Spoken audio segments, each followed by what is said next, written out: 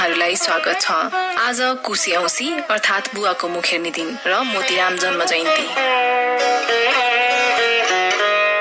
स्नाने दाने जपे होमे स्वाध्याय पितृकर्मणि करौ सदर्भो कुर्वित तथा सन्ध्या विवादने अर्थात् नुहाउँदा जप स्नान गर्दा दान गर्दा पाठ पूजा पितृ कार्यमा समेत प्रयोग हुने बहुउपयोगी कुशलाई हिन्दू धर्मावलम्बीहरूले महत्त्वका साथ हेर्दछन्। सनातन संस्कारमा कुश एउटा अत्यन्त महत्त्वपूर्ण सांस्कृतिक र धार्मिक भूमिका भएको पवित्र वनस्पति हो, जसको वैज्ञानिक महत्त्व पनि प्रमाणित भइसकेको छ।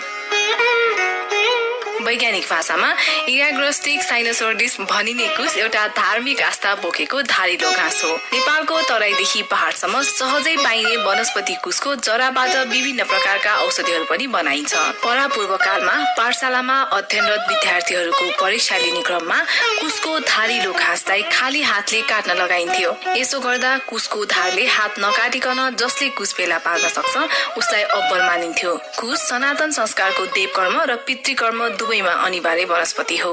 आज औँसी अर्थात् चन्द्रबिनाको चुक झैं अँध्यारो रात आजको दिनमा कुशलाई घरमा ल्याइन्छ। कुशको महिमालाई श्रीमद् भागवत गीता, गरुड पुराण, यथर्ववेद र विष्णु पुराणमा समेत वर्णन गरिएको छ। हिन्दू धर्मको दैनिकी र संस्कारहरू अत्यन्तै वैज्ञानिक छन्। गीता र वेद नै आविष्कारका जननी हुन्। आधुनिकताको खोल ओढेर सनातन संस्कार उपर खिस्सीट्युरी गर्ने जनताले पनि अहिले सनातन संस्कार र व्यवहारिक पक्षलाई घनीभूत आत्मसात गर्न थालेका छन्। यस्तै एउटा प्रयोगको क्रममा एक मुठा कुशलाई विकिरणहरू माझ राख्दा कुशले सम्पूर्ण विकिरणहरूलाई आफूबाट परिवर्तित गरेको पाइयो। यस प्रकारले सनातन संस्कारमा कुशको सदा सर्वदा प्रयोगले प्राचीन विज्ञानको अभिलेख र व्यावहारिक जीवनशैली प्रस्तुत गरेको छ। वैज्ञानिक रूपमै सिद्ध यस अद्भुत कुशबाट बनेका औँठीहरू र अन्य सांस्कृतिक प्रयोगमा पिँढी दर पिँढी हिन्दू धर्मले सामान्य जीवनमा समेत प्रयोग गर्न सबैलाई प्रोत्साहित गर्दछ।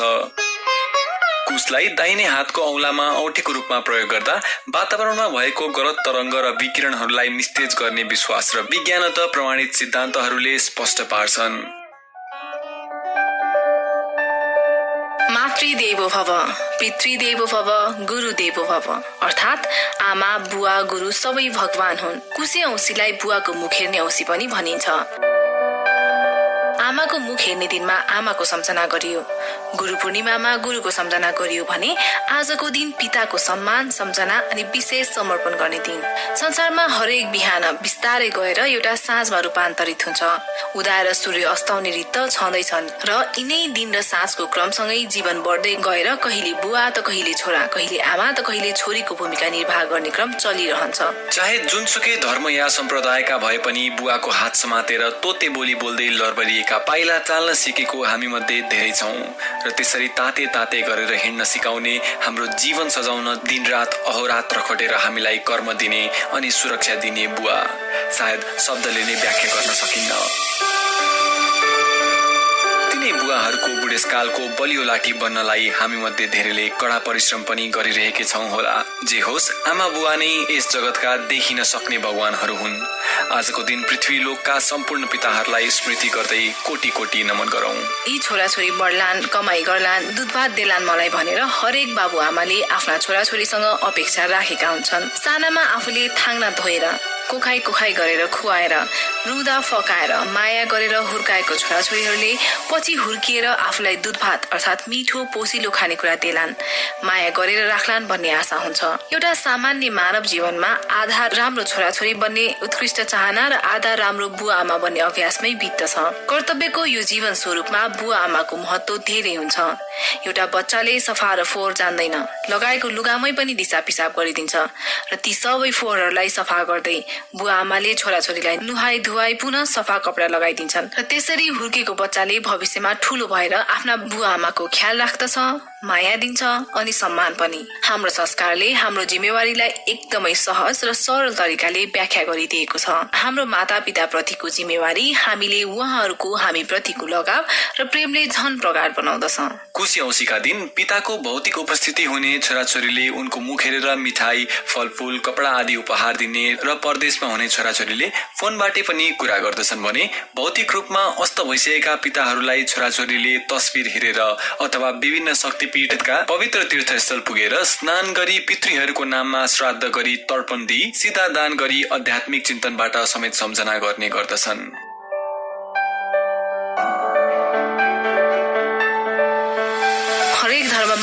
आफ्नै चलन छ। तर चलन जेसुकै भए पनि बुवा प्रतिको आदर, सत्कार र सामिप्यताको गुणगान हरेक आयामबाट यस जगतमा सम्पूर्ण धर्म, सम्प्रदाय र कोटिले गरेकै छौं। हामी आफ्ना बुवा आमाको भौतिक, भावनात्मक, जैविक अनि सपनाका अंशहरूका सिवाय अरू केही पनि होइनौं।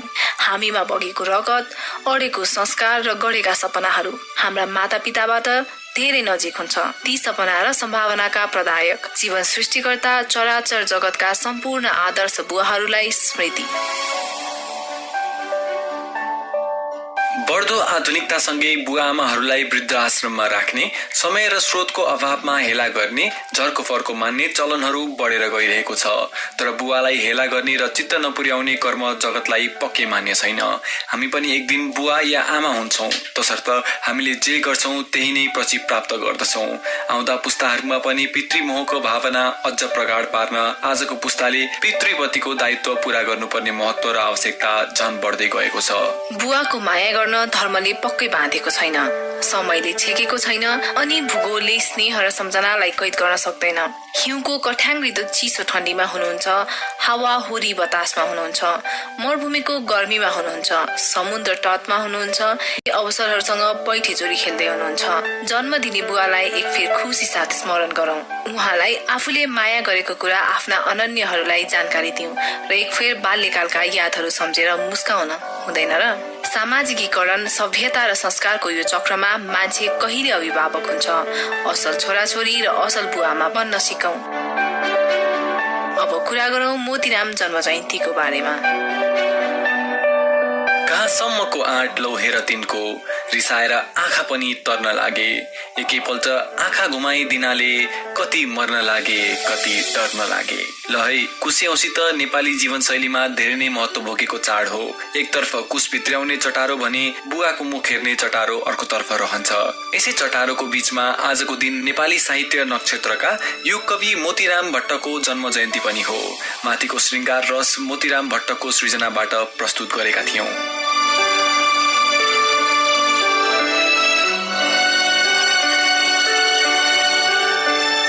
कुमाऊगढका पण्डित दयाराम भट्ट र रिपुमर्दिनी देवीको कोखबाट 1923 साल भदौ 25 गते कुशे औँसीका दिन काठमाडौँको भोसीको टोलमा उनको जन्म भएको थियो। दरबार हाई स्कुलमा गनिएका राणा खानदानका बीच शिक्षा लिने अवसर प्राप्त थोरै नेपाली मध्ये मोतीराम 6 वर्षको कलिलो उमेरमा सपरिवार भारतको बनारसतर्फ लागेका थिए। प्रवास बसाईको सिलसिलामा मोतीरामले उर्दू साहित्यको पनि गहन अध्ययन गरेको पाइन्छ, जसको फलस्वरूप केही उर्दू भाषाका नाटक समेत उनले लेखेका थिए।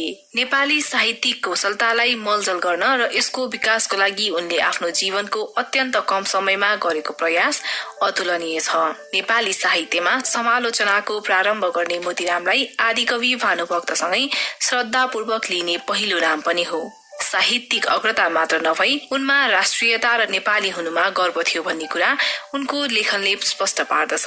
अचल झण्डा फर्कोस फरफर गरी कान्तिपुरीमा, रिपुको मन थर्कोस थरथर गरी क्षणघरीमा।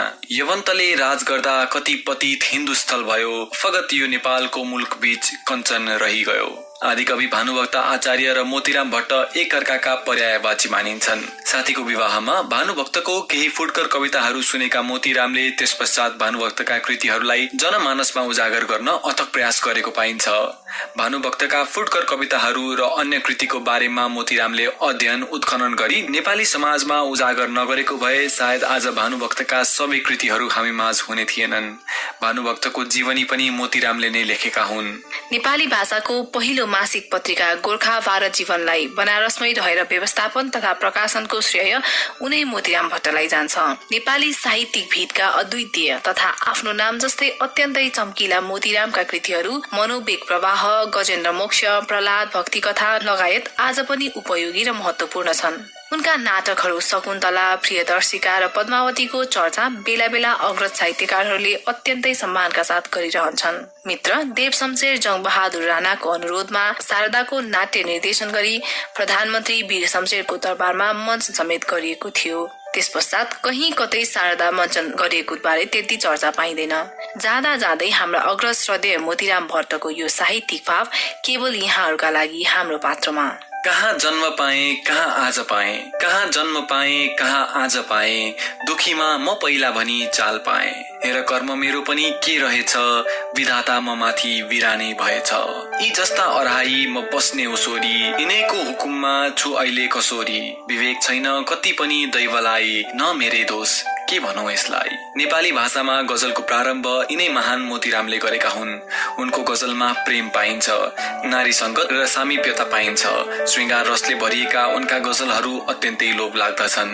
यी सानै उमेरदेखि मन हर्न लागे, यसनै सुन्दरीले जुलुम गर्न लागे। यता हेर्यो यतै मेरा नजरमा राम प्यारा छन्, उता हेर्यो उतै मेरा नजरमा राम प्यारा छन्। वर्तमान समयमा गजललाई अध्ययन गर्ने अथवा पछ्याउने पुस्ताले पक्कै पनि उनका श्रृंगार रसका भावहरूबाट प्रभावित भएर आफ्ना रचनाहरूमा मोतीराम भट्टलाई सम्झिएकै हुनुपर्छ।